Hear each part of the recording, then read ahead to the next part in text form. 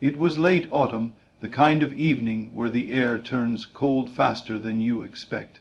I remember because I had just finished repairing a broken fence behind my small house. My dog, Ronnie, had been unusually restless all day. She kept pacing near the edge of the yard, her ears up, listening to something I couldn't hear. At first I thought it was just stray animals in the fields. We live near open farmland, so that's not uncommon. But there was something different in her behavior. She wasn't barking wildly, just short, urgent whines, like she was trying to tell me something specific. When I sat down to drink tea, Ronnie didn't settle like she usually did. Instead, she came to me, nudged my hand, and then ran toward the gate. She came back again, repeating the same motion. It felt intentional. I ignored it for a few minutes, thinking she just wanted to go out. But then she barked sharply once, then again, and stared straight at me. There was no excitement in it, no playfulness. It was serious. I can't explain why, but I suddenly felt uneasy, like something was wrong somewhere close by. I grabbed a flashlight and opened the gate. The sky was already dark, and the fields beyond were shadowy and quiet. Ronnie didn't run off like she usually would. She stayed close, checking if I was following. Then she moved ahead, stopped, and looked back again. I followed her along a narrow dirt path that led toward the old irrigation area.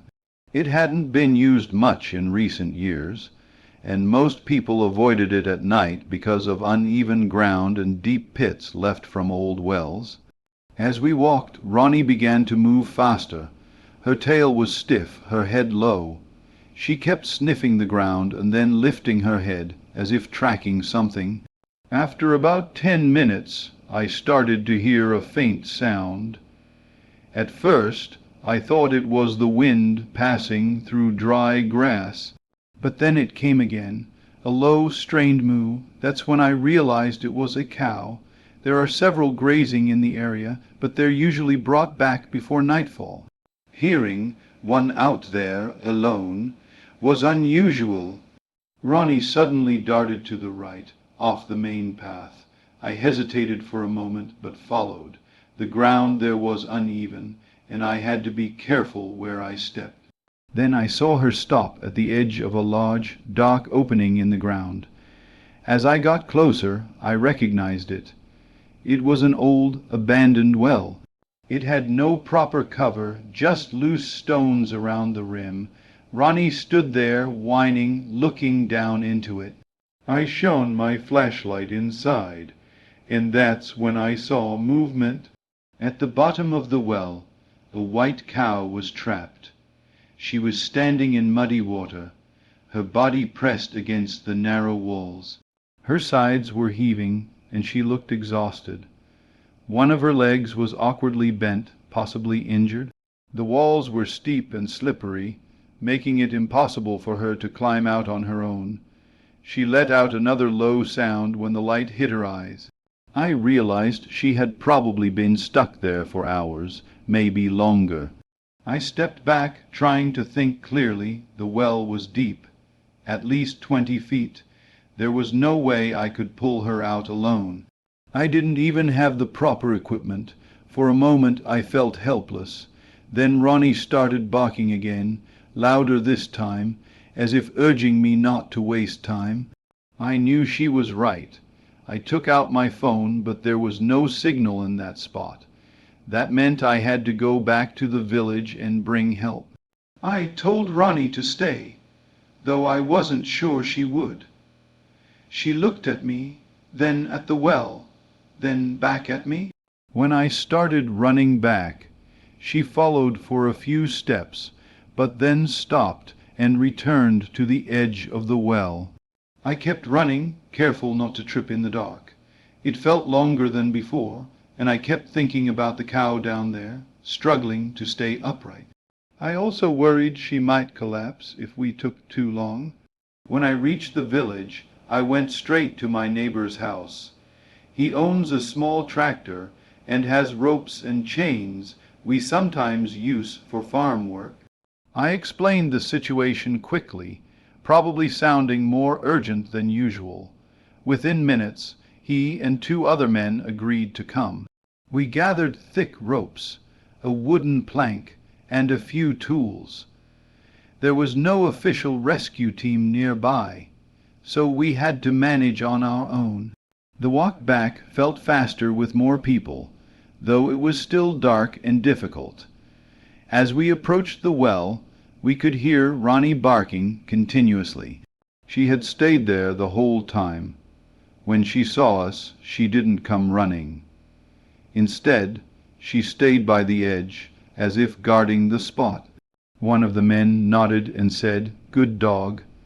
We all looked down again, and the cow was still standing, though she looked weaker. We began planning how to get her out.